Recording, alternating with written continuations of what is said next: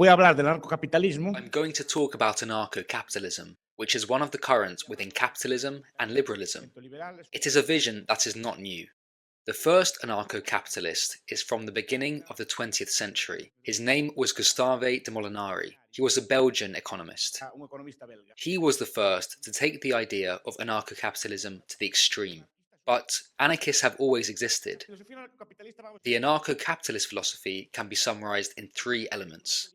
It is a combination, firstly, of an anarchist theory of the state, especially the so-called sociological theory of the state, and the predatory theory of the state. Bastante mainstream. That combination is quite a mainstream philosophical theory of the state. It's not too strange. It is well known, Liberalismo económico extremo. combined with an analysis of extreme economic liberalism, such as that carried out by some authors of the Austrian school. That is to say, the economic analysis of anarcho-capitalism is quite Austrian, combined with a different theory of the state. Liberales. Most Austrians, classical Austrians, are classical liberals. Anarcho-capitalists are not classical liberals, they are libertarians. Liberalism advocates a small state with limited functions, which are, for example, what Adam Smith says in The Wealth of Nations. I assume you know those functions. 1. Internal defense, police. 2. External defense, army. 3. Justice. And 4. Public works. Some authors add a few more, others less, but basically, those are the basic functions of the state according to classical liberals. In other words, the state is fine as long as it is limited to these functions, and they leave it there. The market should be in charge of all the other social and economic functions. The anarcho-capitalist goes further. Estado, nada. State? Nothing. Nothing at all. Está claro, cero. Is that clear? Zero. Which is simply a logical deviation, taken to the extreme, of classical liberal theories. That is it bad if the state regulates the price of potatoes? The price of potatoes should not be regulated because it creates deficiencies, shortages, and so on. Should the state intervene in the provision of health services? No, it would be better if we had private healthcare. Should the state intervene by regulating product quality? No, only those four functions. The question asked by anarcho-capitalists is why? What is so special about these four things? Why should those four things be provided by the state? The anarcho-capitalist can be radical. He can be extreme, but he is certainly consistent. What is more inconsistent are the doctrines in between. Because if the state is good, then why shouldn't the state be good when it comes to making paper clips, making pens, making potatoes? If the state is so good at doing justice, what is so special about justice? The question is, what is so special about these four things? As far as I know, they are services or goods provided like other things. That is the question the anarcho-capitalist asks. And now let me explain two things. First, why is it an anarchist view? Why is it a libertarian view and not a classical liberal view? The liberal, as I said before, does not see the state as a bad thing. You read Ludwig von Mises, for example. The classical book, Liberalism, says that it is bad that the state intervenes in the economy, but the state is a good thing in its areas.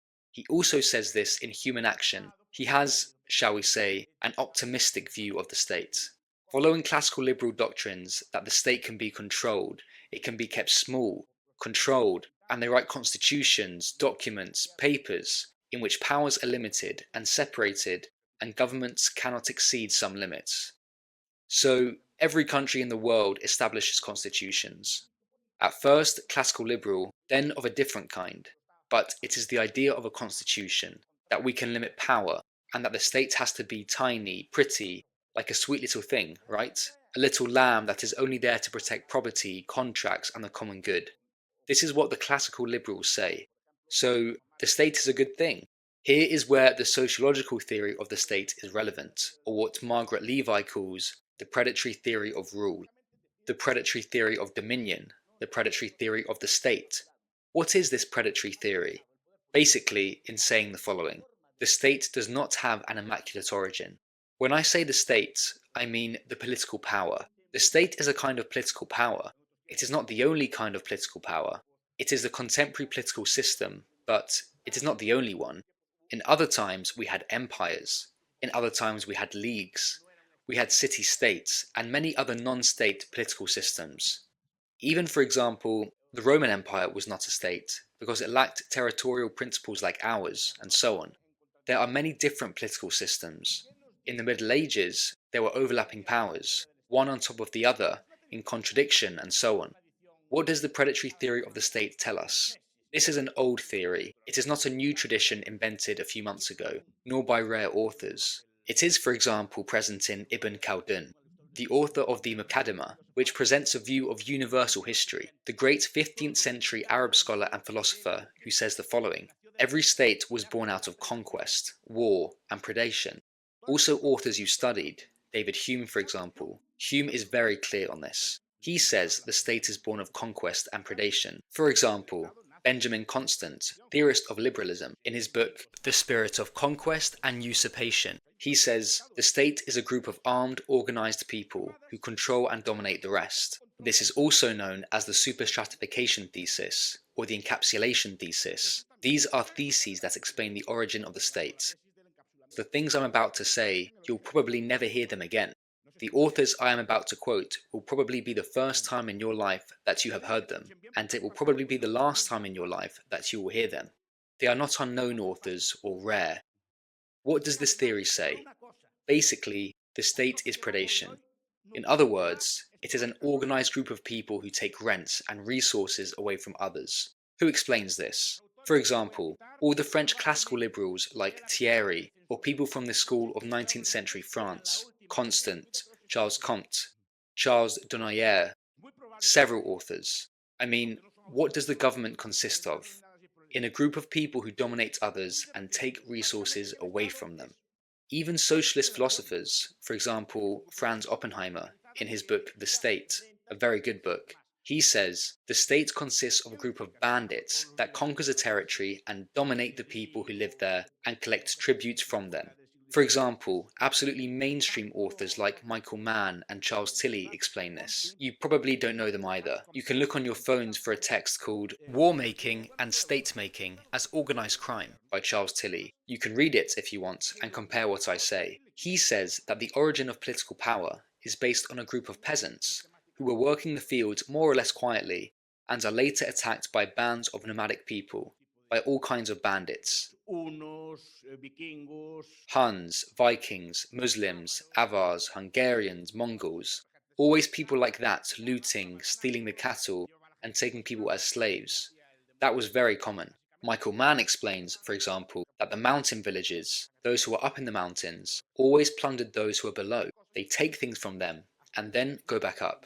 You can see it, for example, in films. If you enjoy exquisite elevated cinema, you can watch Akira Kurosawa's Seven Samurai, in which they show a similar vision of the origin of the state. I don't know if anyone knows Kurosawa, it's Japanese cinema of the 1950s. In that story, the bandits came, looted, and left. By the way, in Kurosawa's film, private defense is used. The state was unable to defend them against bandits. And these bandits always acted like that.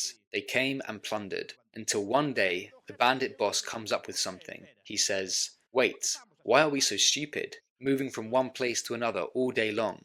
Look at those peasants. We are going to conquer them, and they are going to work for us, because we are armed and better organized. Instead of riding around in the bush all day on horseback from one place to another, we're going to stay here." So they did.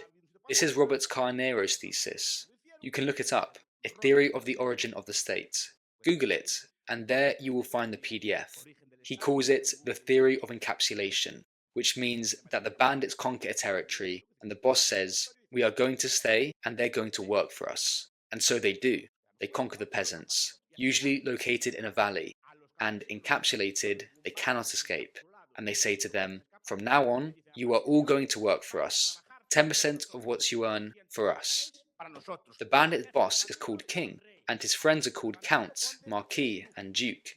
And from now on, you work for us. And whatever you earn, 10% for us. And with this, we buy good houses, good food, and live well. That's pretty much it. I'm explaining it in a very simple way, but that's the idea. That the state is born of conquest, always of conquest over others. Added to this is the theory by Alexander Rustow, a German classical liberal, exiled in wartime, and one of the fathers of the German ordo-liberal theory, or the Freiburg school. He said, there is a theory of superstratification, In other words, most modern states are born out of conquest, corroborando la tesis corroborating the thesis outlined by Carnero and other authors. He says, who were the Franks? Have you ever heard of the Franks, Lombards, or the Goths? de los francos y los godos. Franks, Goths, Suebi, Alans, Burgundians, all these old people. Francia, como le llamaban los romanos. What did the Romans call France, led by King Clovis? Who were the Franks? Who were the Vandals? That's where the word comes from. They were people who liked to plunder everything that passed in front of them. The Goths ravaged the entire Iberian Peninsula, and the Suevi the same, and so on, plundering all the lands. The Franks then, who are they? A group of bandits, yes or no? And what did they do with Gaul? The Goths, the Suevi, what did those people do? Didn't they conquer territories? And wasn't the bandit chief called King of the Goths? And weren't the bandits' friends called dukes, counts, or whatever? Yes or no? After the Goths, the Arabs came. What were the Arabs? Who was William, the conqueror of England? Historians say it in a crude way. Now they call him King William, but he was a bastard son of a prostitute. It's true. Accompanied by a band of warriors, they conquered England.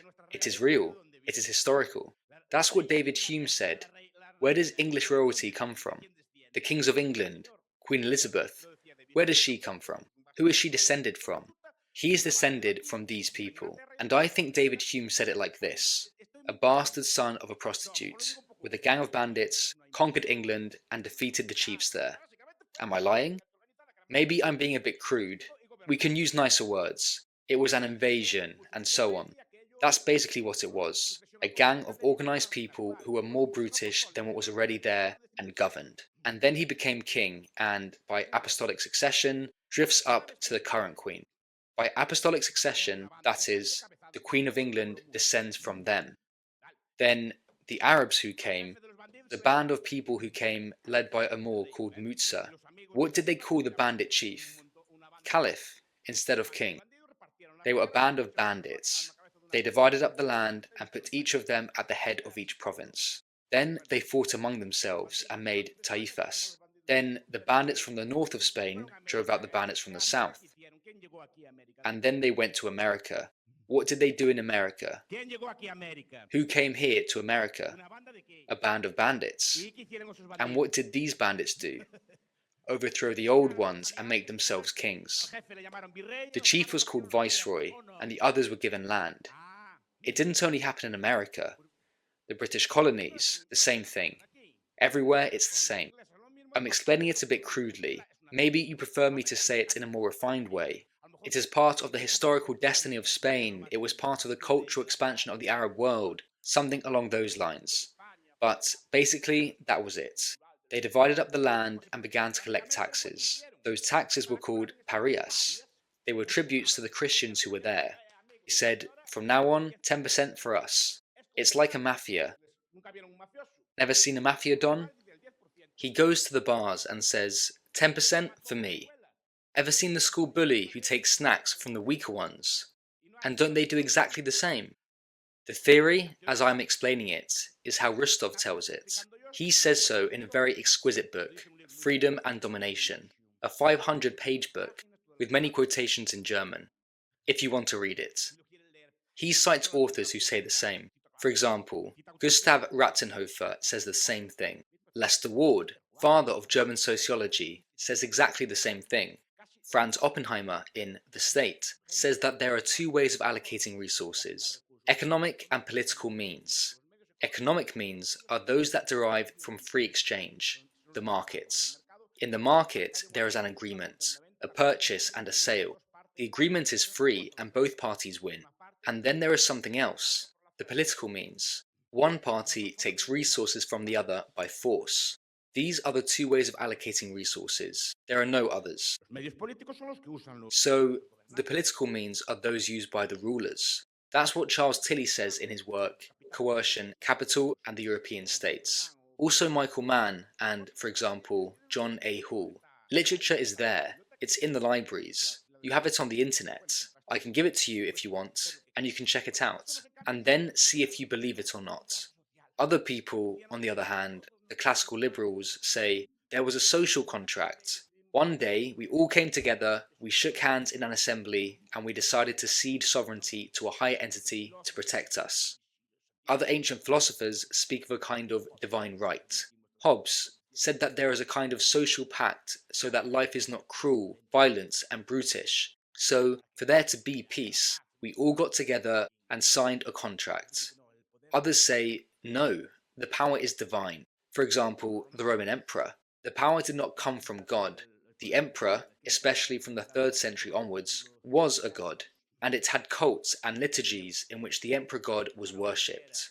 By the way, those liturgies ruined much of the empire with taxes. Who was the pharaoh? Amun-Ra incarnated. Was he not the god himself? The Assyrians were more subtle. It was not God who was king. The gods gathered in assembly and decided who was the king. That is literal. You can read it in Henry Frankfort's Kingship and the Gods, an essay on the origin of kingship, in case you want to read something to keep you entertained at the weekend. I think they don't explain such theories in schools. So, this author explains that the state is born out of predation and domination. Charles Tilly compares the state to a mafia and says that the state, in essence, is like a mafia. It has the structure of a mafia, in the sense that it collects taxes to protect you from itself. But I would add one thing. It is a mafia with schools. Lysander Spooner, in No Treason, says the state is worse than a bandit, because the bandit steals from you, mugs you, but leaves you alone afterwards. The bandit does not tell you that he is good. The state robs you, takes away your resource, and on top of that, tells you that you have to worship it, that you have to sing to it, and that you have to defend it. This is what the predatory theorists say. Now, I would like you to consider which of the two explanations is the best one. Which one is more correct to explain the origin of political power? The theory that there was a pact? A contract one day that you signed? Is there any lawyer here? Would jurists admit a phone bill you didn't hire? Imagine that you did not sign any telephone contract and all of a sudden you get a 50,000 pesos phone bill. You would say, if I didn't sign anything, how can they charge me 50,000 pesos? I did not sign any contract with the phone company. They are abusing me, you would say. I'm sure the lawyers would say, this is a scandal. We must report them and see them in court. I didn't sign a contract, but they are charging 50,000 pesos. We would protest and we would all see it as normal. Now, if the contract is that you have to give half of what you earn, your life in the event of war, you have to submit to a lot of restrictions, then nothing. No need to sign anything. It is the tacit social contract. To sign a telephone, water, electricity contract, you need an express contract, signed and with clear conditions. Instead, we have a contract that you have to give your life if necessary. You have to submit to pay, not just the 50% tax, you have to pay whatever the ruler says. Literally, because there is no limit whatsoever. And that you have to submit to all kinds of regulations, from the colour you paint the house, to how you can build or what you can do. That doesn't require a contract, that is tacit. It is the implicit social contract. The more sophisticated theorists, John Rawls, Robert Nozick, James McGill Buchanan, justify such a contract in order to ensure social cohesion. So, this is my question to you. What do you think is the most correct explanation? What's the most correct explanation of the origin of political power? Is it the social contract? A divine right? Or is it a band of bandits? Bandits that gain power, control, and collect taxes from the rest, and then, through schools, the education system, and the ideological system, as Antonio Gramsci would say, the system of hegemony, establishes several principles that justify that domination. It then develops several theories and explains things in schools and modern universities like the theory of market failures. If you read Jacob Burckhardt's The Civilization of the Renaissance in Italy, the first chapter is entitled The State as a Work of Art, and there he explains that the state, the Renaissance rulers, systematically recruited the best painters, the best artists, the best sculptors, and the best political writers to justify them and to sing about them. In fact, we know many Renaissance princes thanks to the paintings and the poems made, for example, by those artists. Cellini, who was a sellout, Dante, who was another sellout, Francis Petrarch, another sellout. Well, Dante not so much, but Petrarch for sure. They were people who were paid by the ruler to sing and put them in heaven, in paradise, so that people remember them, and then to design the state. There we have Machiavelli, for example. Machiavelli, like Hobbes, was also another lackey of power, and they were paid by the ruler, just like Locke. But they were very good. They wrote very well, reasoned very well, and are the theoretical fathers of the state. Thomas Hobbes, John Locke, and Jean Bodin, especially Bodin and Locke. So, this is the justification. The state are bandits who control a territory and get a portion of the population's income. That is basically the predatory theory of the state, which is the anarchist theory of the state. It is very likely that you will never again hear about it, basically because you are not studying them in your degrees. It is not hidden, it is not concealed, you simply have to look for it. Each one of you is dedicated to your profession. Some of you are economists, lawyers, engineers, doctors, and it is normal for you to not have time to expurgate on the old books to discover these things. But none of this is hidden. Okay, we have a negative theory of the state, and now we have to add the counterpoint. This theory of the state is the classical theory of anarchism. So why don't we create a kind of anarchism like the left anarchists did? Because a left anarchism cannot work. Left anarchism is socialist anarchism, the anarchism of Bakunin, of Kropotkin, of Malatesta, Ricardo Mella, Federica Montseny, and many other theorists of anarchism. It's all very well in theory. They are very good at attacking the state. In fact, the theory of the state is basically the same. But afterwards, they don't know what to do next. Once they have the stateless anarchist society, they don't know what to do.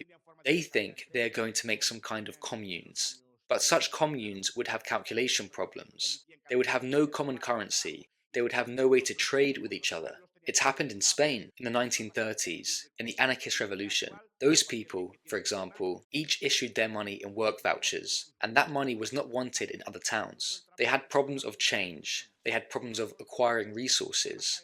In today's society, whatever good you have comes from all over the world. That is, the goods you have with you, your phones, papers, pencils, are the result of the division of labour of millions of people. Moreover, there is the added problem of making independent communes, each functioning in its own way. There would again be rich and poor communes. And then we would begin again with the story of the rich commune exploits the poor commune.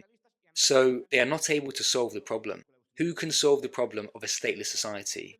The Austrian economy. Austrian economics, in principle, is not anarchist, as I said before. Anarcho-capitalism is the sum of the two. The Austrian school is not anarcho-capitalist. There are Austrian economists who are anarcho-capitalists, and anarcho-capitalists who are not from the Austrian school. They are different things. But modern anarcho-capitalism brings the two things together. Austrian economics with the predatory theory of the state, which means that the state is evil, is conquest, is theft and coercion. They extract income from us in exchange for a range of services which they decide the quantity of, usually for the benefit of what another philosopher also says. Take note, you'll never hear from him again, called Gaetano Mosca. Also Vilfredo Pareto. You know Pareto's economic work, but not his political work. Mosca, in his work The Ruling Class, and then his disciples, for example, Renzo Sereno, who are the ones who study this. What they say is that today the government is composed of a political class, that the group of bandits was transformed into a political class that varies according to the political system.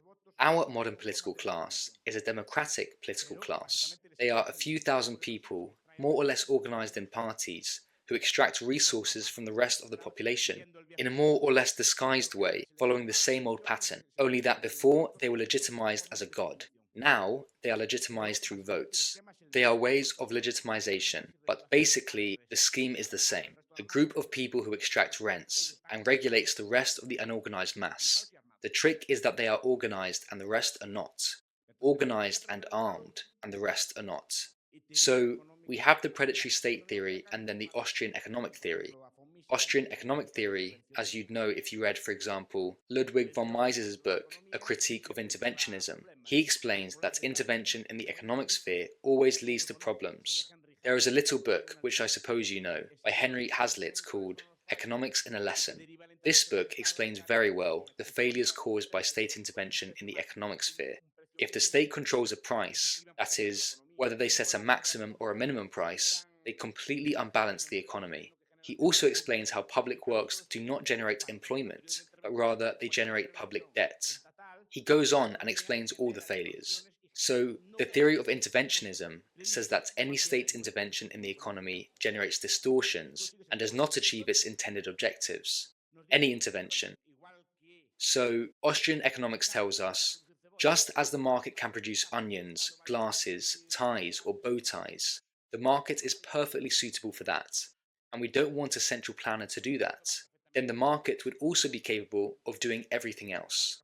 So, Austrian economics applies this theory of interventionism, and also the theory of impossibility of economic calculation in socialism. I guess you know the old doctrines, the old debate on calculus and socialism. Have you heard of it?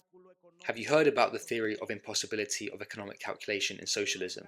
It's an old debate of the 1920s and 1930s, repeated in the 1990s. It's not about whether a socialist economy is good or bad. That would be an ethical debate. The calculation debate is not about whether it is ethical or not. The debate is whether it is possible or not.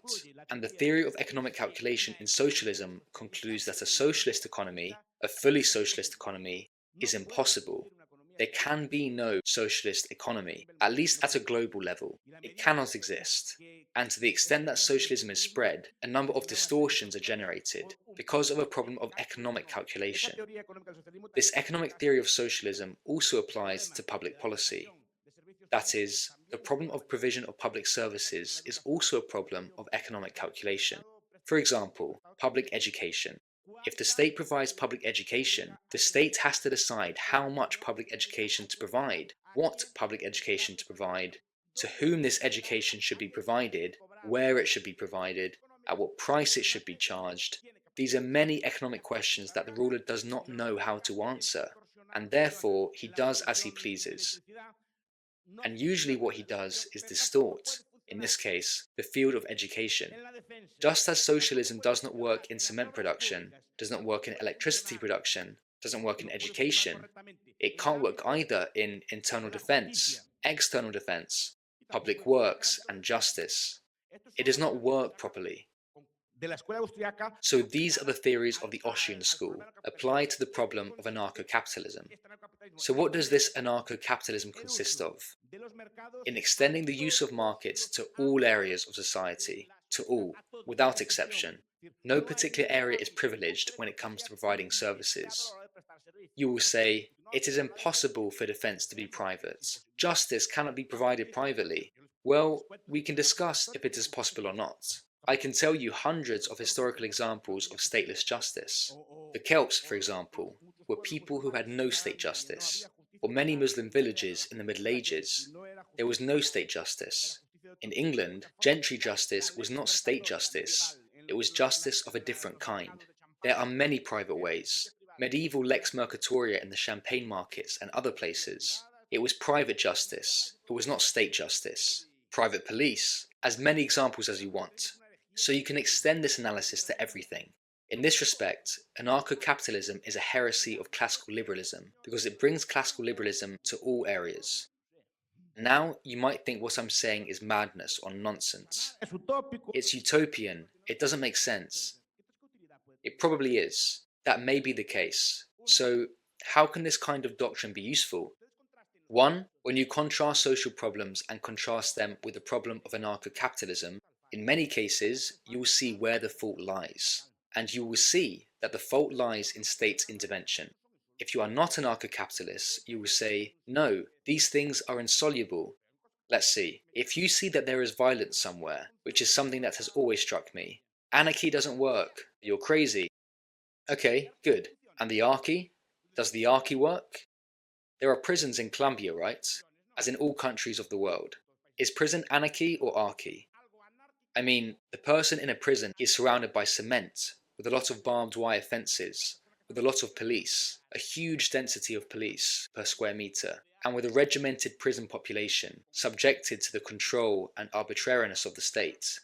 And where is it safer? Inside or outside? Where would they be safer? Inside prison or outside?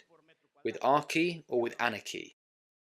If the archy works so well, prisons would be a paradise, an oasis. Everyone would want to be in there because it would be so safe and good. If it is archy, the state regulates everything and watches over them and controls them and gives them total security. Why don't they want to be in there?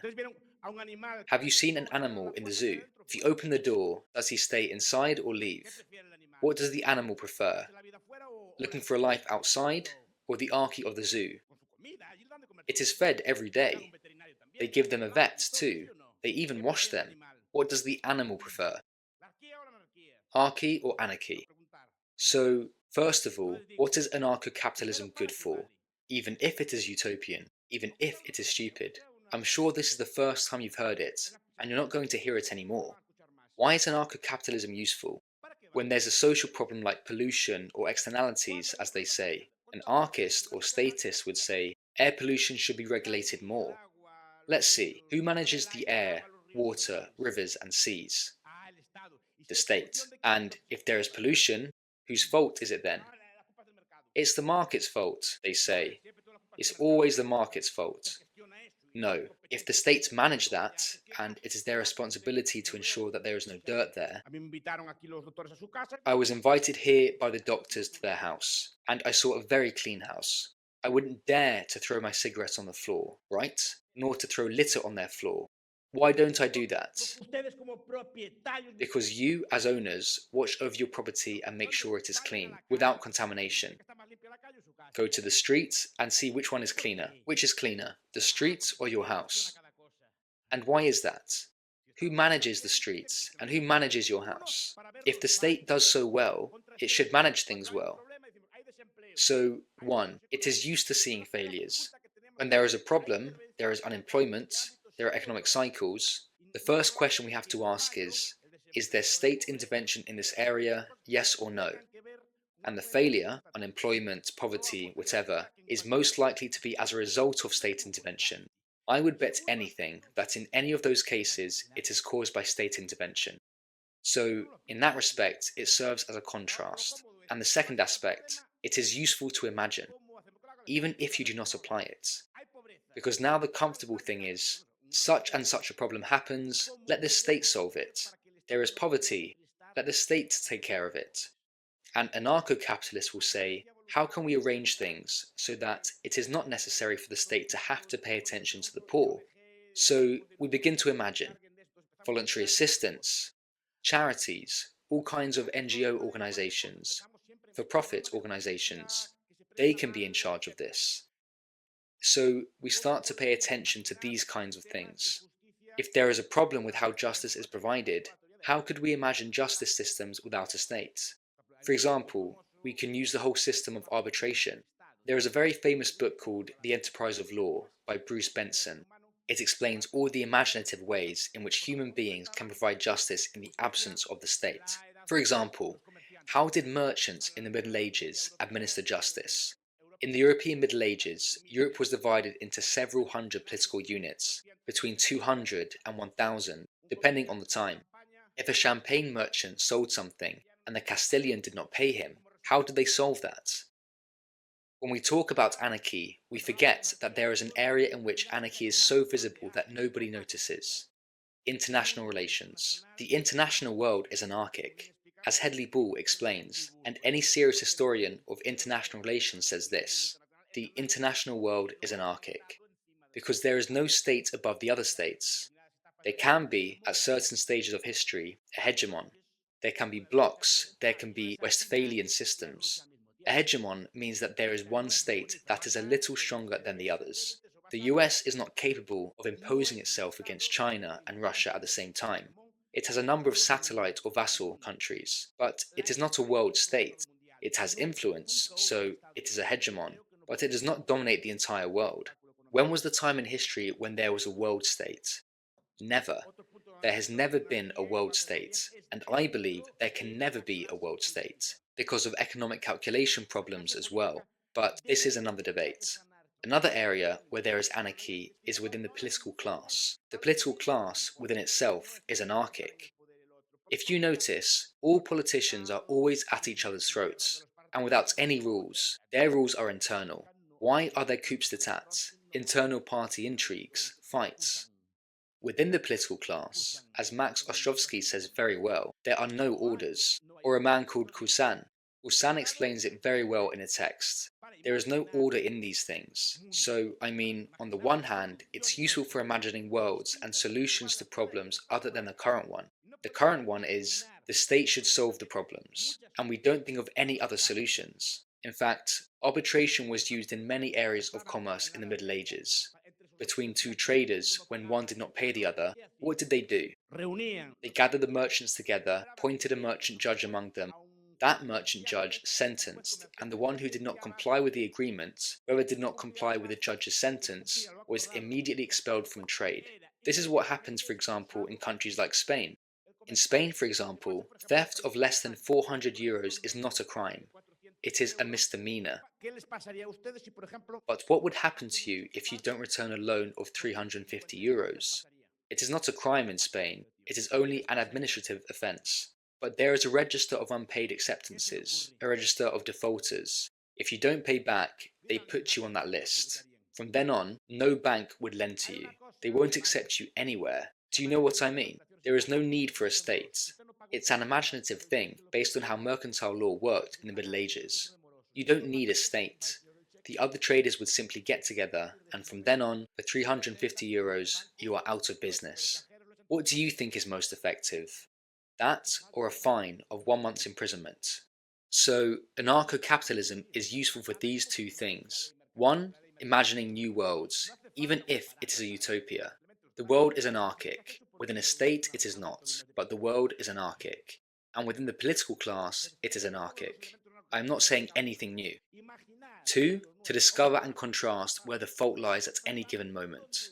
If you have a free market scheme to compare against, you can easily find where the mistake is. And then, very quickly, it's like a touchstone, like a model, like a mirror. From there, you can easily find out where the problem lies. Well, I hope I haven't tired you out, and now you can ask questions if you want. Thank you.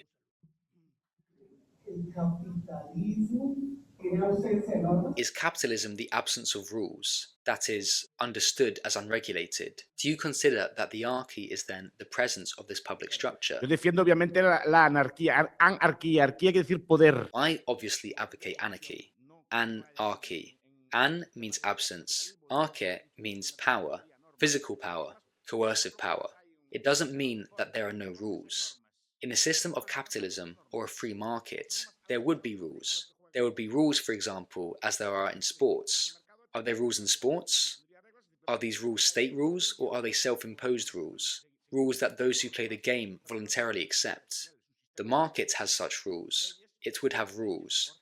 Whoever doesn't accept the rules is excluded or not allowed to continue playing. Or maybe other people do not want to trade with them. It is a system of rules. In other words, there can be laws, and they are private laws. They have rules that are established on a site-specific basis. The law does not necessarily have to be made by the state. You read, for example, Harold Berman's Law and Revolution, Bruno Leone's Freedom and the Law. He talks about how laws were made and how the laws were customary laws, derived from customs and derived from everyday standards. But they did not need a state to implement them. Also, in many areas of your lives, you do not need the state to implement your rules. For example, here you are in a university. There are rules in here. These rules are not state rules. They are rules chosen by the university itself. There is no smoking here or whatever, and these are the rules. Between you and your colleagues, when you are together, there is no state. But there are rules. You can't insult your colleagues. You can't assault your colleagues. You can't do a number of things. You can't treat your teacher disrespectfully. Those are not state rules. Those are rules that you follow, and there is no need for state implementation. If you misbehave in a classroom, I assume that your teacher will kindly ask you to leave. If you behave badly towards your colleagues and insult them, your colleagues won't hang out with you anymore. You don't need a state for such things. In fact, you rarely go to the police to resolve those problems. You sort them out by yourselves, and quite peacefully. That is what I meant. The same with commercial laws.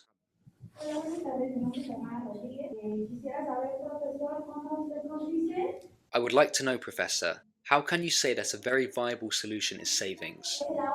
You talk a lot about savings, don't you? Like many other theorists who talk about savings, you said at one point that we should save money in order for it to be available in the future. Also, you talk about multinationals such as Inditex. We know their wages are quite low and that they are setting up branches in places like Latin America in order to be able to offer low wages because there are not many wage regulations here. With these salaries, who is going to save? Who can save with such low wages? Who can save when more than 70% of the world's population receive low wages? It is not possible to save then. It is impossible for most of the world to be able to get out of poverty with those wages. You also said poverty is the normal thing. What we must study is wealth. You also said that the government is intervention and regulation, the same state you now have criticized. You also advocate for the market to regulate itself, and free supply and demand as the solution. If that was the solution to all global crises and poverty, why does no one defend it?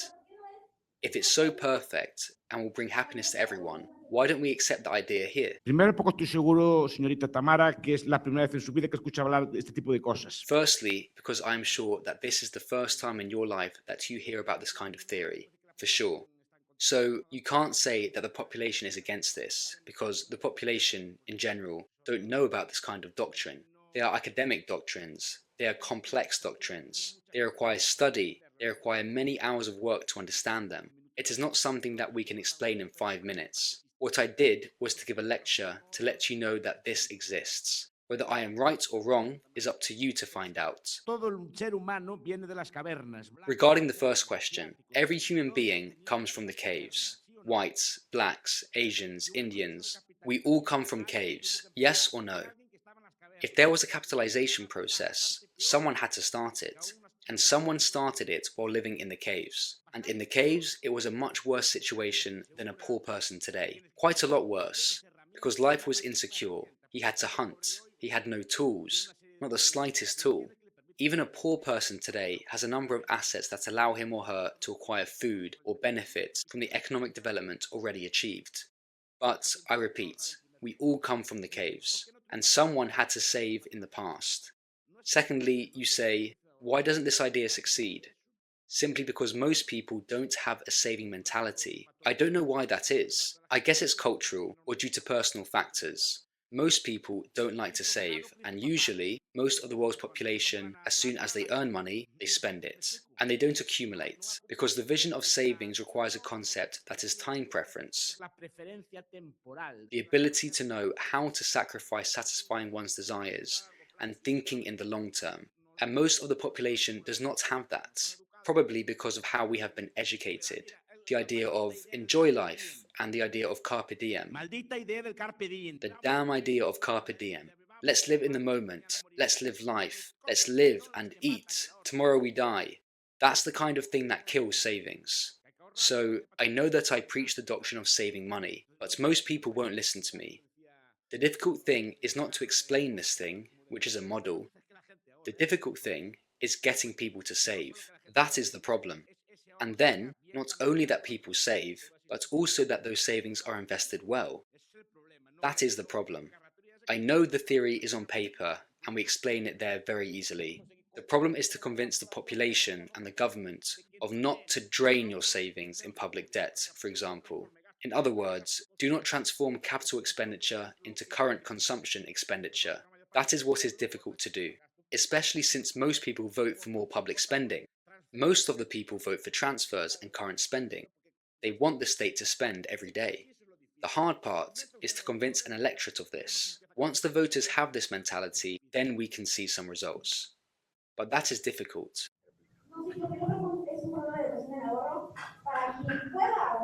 I think that model of savings is for those who can save. But my question was, how can a person save with a minimal income when the minimum wage is earned in much of Latin America and also much of the world? Maybe there is poverty not because people don't want to save, maybe it's because they can't save. We see how there are people begging on the streets. Also, there are unemployed people who are looking for a job and can't find one. So, how can we get people to save if they don't even have an income? Alguna gente no, otras sí, pero digo, la pregunta es ¿cómo entonces ahorró el primer hombre de las cavernas? Some people can't, but some people can. But the question is, how then did the first caveman save? Who was even poorer than these people? How did the first farmer save money? Someone had to do it. Otherwise, there is no explanation for all this. And another thing about Zara, the question is, would it be better if Inditex said, "You are right, I'm leaving"? That exact thing happened in Bangladesh. People like you in the room were protesting and claiming higher salaries for the workers of a multinational clothing company. And the multinational said, "You're right, I'm closing all the factories." All workers went unemployed. Are they better off unemployed?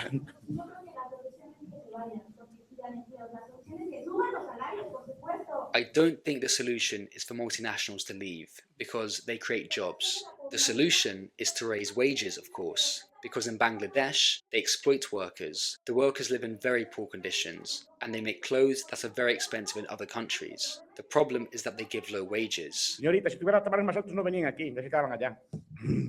If salaries were higher, multinationals wouldn't come here. Esa es su forma de competir. That is how you compete. Si no, no vendrían. Otherwise, they would not come. My question is for Professor Bastos.